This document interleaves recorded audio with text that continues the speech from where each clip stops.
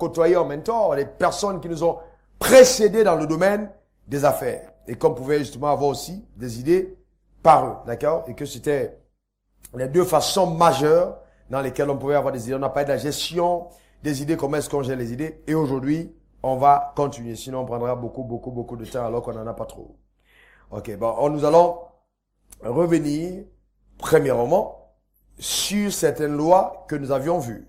Nous avons vu ensemble la dernière fois qu'il était important de déclencher la loi de l'identification. Donc voilà, l'identification, il est important d'identifier. Premièrement, le domaine dans lequel je veux me déployer. C'est très important d'identifier clairement. Et identifier aussi le potentiel en notre possession. C'est-à-dire, je veux vendre les arachides.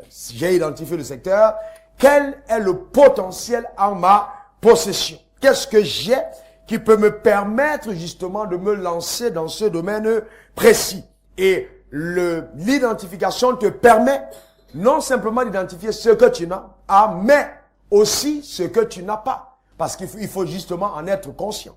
Il y a des choses qui te manquent. Il faut bien les identifier aussi. Nous avons dit que l'identification va permettre une bonne évaluation de la situation. Nous avons pris l'exemple dans la Bible de cette femme qui avait eu son enfant qui devait être amené en esclavage, ses enfants, et puis elle a crié à un prophète en disant, prophète, j'ai besoin d'aide. Il faut que tu viennes à mon secours. Et quand il est venu, il lui a posé la question, qu'est-ce que tu as à la maison? Et nous avons dit que posant cette question, il essayait de faire une seule chose, déclencher dans cette femme la loi de l'identification. Malheureusement, beaucoup d'entre nous n'arrivons pas à identifier ce que nous avons. Pourquoi? Parce que justement, on nous a, phagocyté notre système de pensée. On nous a amené à dévaloriser ce que nous avons. On nous a rendu aveugles sur notre réel potentiel. C'est pourquoi, si on pose la question parmi vous, quels sont ceux qui pensent qu'ils doivent aller aux États-Unis, qui peuvent aller en Belgique, qui doivent aller en France, et qu'ils auront des meilleures opportunités là-bas, vous allez vous rendre compte que les Africains, à plus de 75%, pensent que ailleurs c'est meilleur que là où ils se trouvent. Pourquoi? Parce qu'on a biaisé la capacité d'identifier le potentiel réel que nous avons en Afrique. Et j'insiste sur le fait que l'Afrique est le seul continent aujourd'hui où tout le monde reconnaît que l'émergence pour les années à venir, c'est vraiment en Afrique qu'on la verra. On verra ça en Afrique. Je vous garantis, c'est en Afrique. Ok? Donc, les Africains n'ont pas besoin de courir ailleurs, d'aller ailleurs pour la richesse. Notre continent est le seul continent où les poissons meurent de vieillesse dans les eaux. Alors que nous sommes les premiers importateurs de poissons. Est-ce que vous me comprenez? Nous consommons du Coca-Cola, des Fanta et tout ça, alors que nous avons des produits bio et naturels qui peuvent encore être exploités. Et il y a beaucoup de choses qui sont à faire en Afrique. Mais le vrai problème, c'est que les Africains ne pensent pas à identifier les opportunités qui se présentent à eux. D'accord? Il faut identifier. Il faut identifier. J'ai dit la dernière fois qu'il faut comprendre que dans la vie, ceux qui ont réussi n'étaient pas différents de toi. Bill Gates a combien de yeux? 2. Warren Buffett a combien de pieds? 2. Est-ce que vous me comprenez? Dans les hommes ou les femmes qui ont réussi sur la terre sont exactement comme vous. Mais il y a des choses qui ont caractérisé leur âme et qui les ont amenés à la propulsion. Nous allons parler de ça ce soir. Je te garantis que tu vas sortir d'ici ivre, je dis bien, et résolu dans ton âme de passer à un autre niveau. Tu ne peux pas te permettre d'être la même personne en 2015. D'avoir le même revenu en 2015. Il faut que quelque chose se passe en toi ce soir. Dis à ton voisin, en tout cas, je me suis décidé. Ah, ça c'est très important.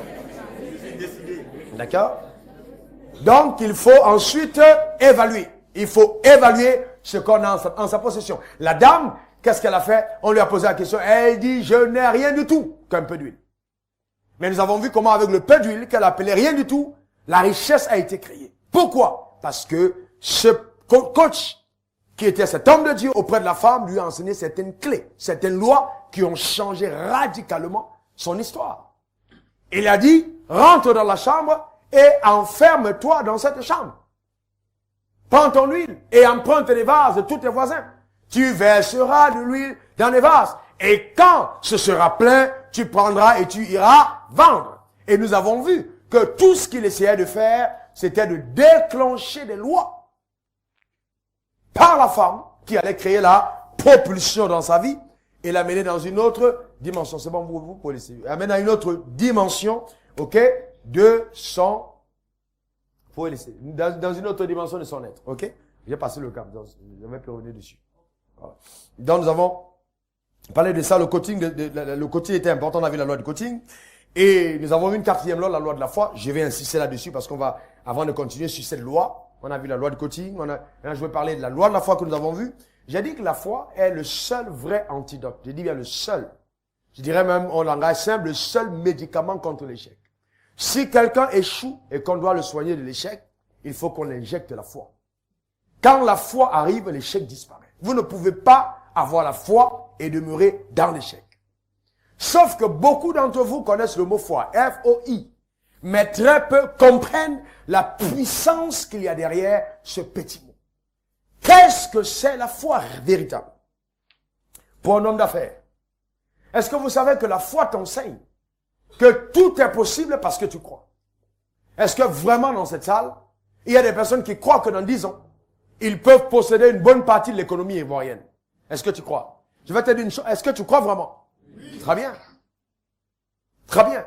Et c'est pour ça que certains d'entre vous avaient accepté de payer une partie de prix parce que vous croyez. Oui. Il est important d'abord de comprendre que la foi joue un rôle capital. Alors comment est-ce qu'on déclenche véritablement la loi de la foi?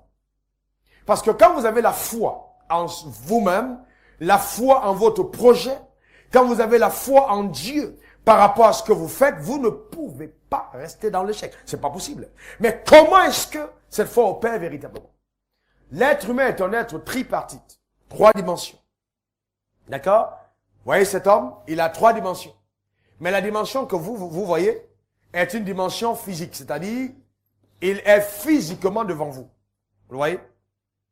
D'accord? Mais en lui, il y a 2 autres dimensions qui ne sont pas visibles. La richesse n'a rien à voir, quand on parle de création de richesse, ça n'a rien à voir avec l'extérieur. Rien du tout.